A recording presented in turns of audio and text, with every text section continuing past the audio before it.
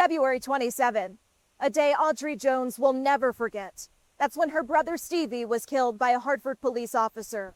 Her story is not unique, and that's why families, activists, and police are working to make sure calls for help don't end in heartbreak. Please! Don't shoot him! All of a sudden, he just dropped right there. It's been 3 months since Audrey Jones said goodbye to her brother Stevie. It's hard. It's very hard. I'm sorry.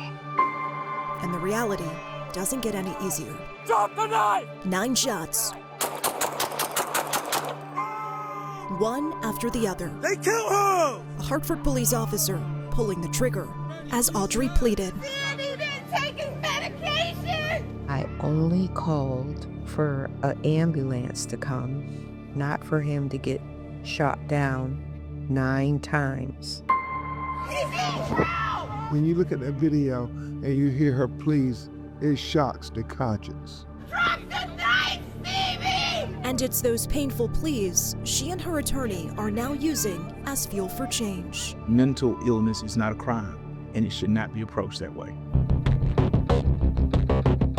About 40 miles south, in one of Connecticut's largest cities, citywide, there's 12 active calls right now. officers Christian Bruckhart and Mike Fumiati are working to approach every call with care. The system is just not designed to handle the volume that we have. A volume overloaded by mental health calls. Since January 1st, New Haven police have responded to 824 mental health calls, 48 overdoses, and 53 intoxication incidents. Venn diagram of homeless, mental health, addiction issues, and it's this interplay, and I think everyone's trying to figure out, like, what do you solve first?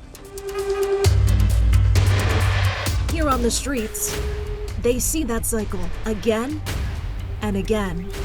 She was like 7 or 8 months pregnant smoking crack on Poplar Street, and we tried our darndest to get her into any sort of help. Not even 24 hours later. I see her back out walking in Fairhaven. For officers, they know their names, faces, and stories, but they don't know the solution. I think that the most challenging part for police officers, you see that someone needs help so badly, and you can't get it for them. It's like hard to get a job, no one wants to hire you. We met this man who doesn't want to be identified. But the only reason why I'm homeless right now is because I have a drug dependency. Homeless on the streets of New Haven, coupled with drug use and depression, it feels never-ending, and at times, helpless. You could go in there right now, multiple times I go in there and I'll be like, yeah, I really want to kill myself. I've had enough of this, I swear. And it's like, okay, and you go in there, you tell them that, you know what they say? Sorry, but no, I've been here too many times.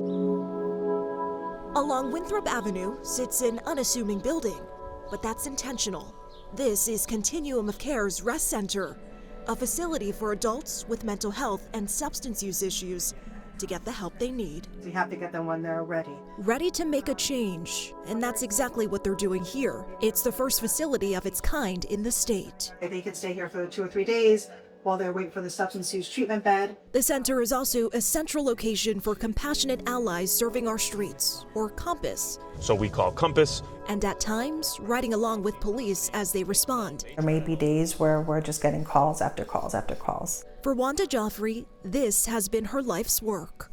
She's been helping those in crisis for over a decade, even training New Haven officers. I think the officers have really bought into the services, and that makes a huge difference. We educate officers on that so that when they're out here, they then can call the resources directly themselves. You have 2 cops in the car, not mental health professionals. Having a clinical person with us is really, really impactful. And to heal my family's distress. For Audrey Jones and her attorneys, it's her brother's impact. To know him is to love him. They want to see in communities everywhere. That's why they're pushing state legislators to create the Stephen Jones Law. We're gonna get your help. Stricter standards for officers when dealing with mental health calls. As Audrey continues to mourn her brother, even though he's not here, and he would be so grateful and thankful that we are doing such a good job in his name. She'll keep fighting for change, hoping time will soon be on her side. It's heartbreaking, to see that he is gone. And just this week, Officer Joseph Magnano was charged in killing Stephen Jones. The family says while it's a good first step, they won't stop fighting until they get a conviction. We reached out to Hartford police. They declined to be interviewed for this story. Reporting in Hartford, I'm Zuri Hoffman, News 8.